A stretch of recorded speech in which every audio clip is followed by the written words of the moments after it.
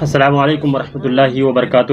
ناظرین، آپ دیکھ رہے ہیں ہمارا چینل ایک نئی جانکاری آپ تک۔ میں ہوں آپ کا میزبان عبد الرحمن۔ ایک سنسنی خیز رپورٹ لے کر میں حاضر ہوا ہوں۔ حماس اسرائیل جنگ کے 30 دن مکمل، اب تک 11,000 افراد جاں بحق۔ غزہ 5 نومبر اسرائیل اور حماس کے درمیان جنگ شروع ہوئے 30 دن مکمل ہو گئے ہیں۔ جنگ کے درمیان اب تک تنہا غزہ میں 9,488 فلسطینی مارے جا چکے ہیں۔ ان میں تقریباً 4,000 بچے اور 2.5 خواتین شامل ہے۔ غزہ میں زخمیوں کی تعداد 24,158 ہے۔ ویسٹ بینک میں اب تک 152 فلسطینیوں کی جان جا چکی ہے۔ یہاں زخمیوں کی تعداد 2100 بتائی گئی ہے۔ دوسری طرف اسرائیل میں اب تک 1405 لوگ مارے جا چکے ہیں، جبکہ 56,000 افراد زخمی ہیں۔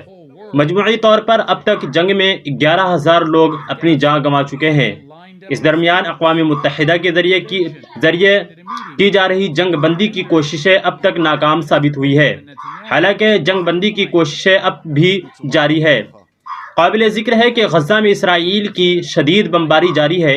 ایک طرف اسرائیلی جنگی طیارے غزہ میں بم برسا رہے ہیں تو دوسری طرف غزہ میں زمین پر اسرائیل جنگ کے 30 دن فورس اور حماس کے درمیان شدید جنگ دیکھنے کو مل رہی ہے۔ پناہ گزی کیمپوں پر بھی اسرائیل جنگی طیاروں نے بمباری کی ہے۔ پناہ گزی کیمپ پر ہوئے حملے میں 30 سے زیادہ افراد مارے گئے ہیں، جبکہ 100 لوگ زخمی ہوئے ہیں۔ یہاں مہلوکین کی تعداد مزید بڑھ سکتی ہے، کیونکہ اب بھی کئی لوگ عمارت کے ملبے میں دبے ہوئے ہیں۔ ایک رپورٹ کے مطابق جبالیہ میں پانی ٹینک پر اسرائیلی جنگی طیاروں نے بمباری کی ہے۔ بتایا جا رہا ہے کہ یہ پانی فراہمی کا ایک اہم ذریعہ تھا، جو جبالیہ کے لوگوں کو تقریباً 60% پانی فراہم کرتا تھا۔ اب تک یہ ٹینک بمباری میں تباہ ہو گیا ہے۔ پانی کا ٹینک تباہ ہونے کے بعد اس علاقے میں فلسطینیوں کی مشکلات میں اضافہ ہو گیا ہے۔ اس علاقے کو چھوڑنے کے علاوہ یہاں کے لوگوں کے پاس دوسرا کوئی متبادل نہیں ہے۔ بہرحال غزہ میں دن بدن حالات خوفناک ہوتے جا رہے ہیں۔ جو لوگ غزہ میں رکھے ہوئے ہیں وہ بمباری میں ہلاک ہو رہے ہیں۔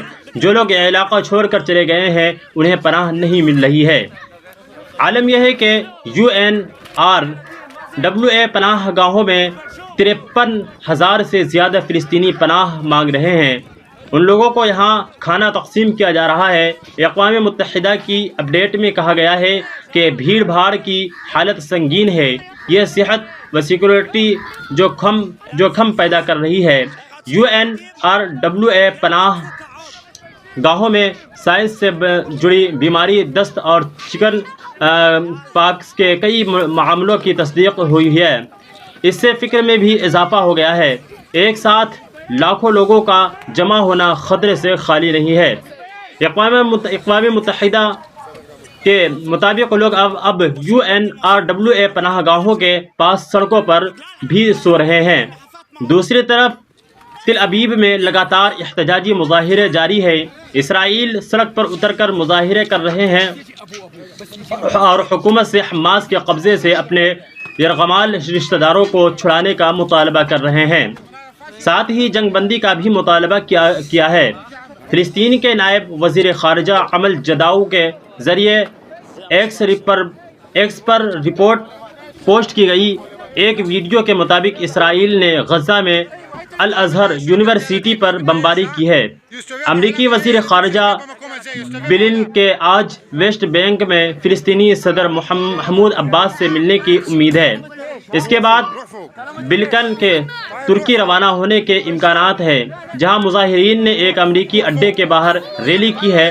ہفتہ کی شب تل ابیب میں ایک احتجاجی مظاہرہ میں حکومت سے حماس کے ذریعے یرغمال بنائے گئے لوگوں کی رہائی کے لیے قدم اٹھانے کا مطالبہ کیا ہے۔ اسرائیل کی حمایت کو عوام کی سخت ناراضگی کا سامنا ہے۔ اگر مغربی ممالک میں یہ رجحان بڑھ گیا تو اسرائیل کے لیے بہت مشکل پیدا ہو سکتی ہے۔ آئیے، اگر آپ کو ہمارا یہ نیوز سمجھ میں آیا ہو تو ہمارے کمنٹ باکس میں آپ اسرائیل کے بارے میں آپ اور فلسطین کے لیے دعائیں کریں کہ اللہ پاک فلسطینیوں کی حفاظت فرمائے۔ مسجد اقصیٰ جو کہ جہاں پہ اللہ کے نبی صلی اللہ علیہ وسلم نے سارے امام کی، سارے صحابہ کرام رضی اللہ تعالیٰ عنہم اجمعین کی امامت کی ہے، اس جگہ کی اللہ پاک حفاظت فرمائے۔ فلسطین کے مسلمانوں، فلسطین کے بچوں اور فلسطین کے مسلمانوں کی اللہ پاک حفاظت فرمائے۔ اللہ پاک ہم سب کو ان کا ساتھ دینے کی توفیق عطا فرمائے، آمین۔ ہمارے جاتے جاتے ہمارے چینل کو آپ لوگ ضرور سبسکرائب کر جائیں۔ خدا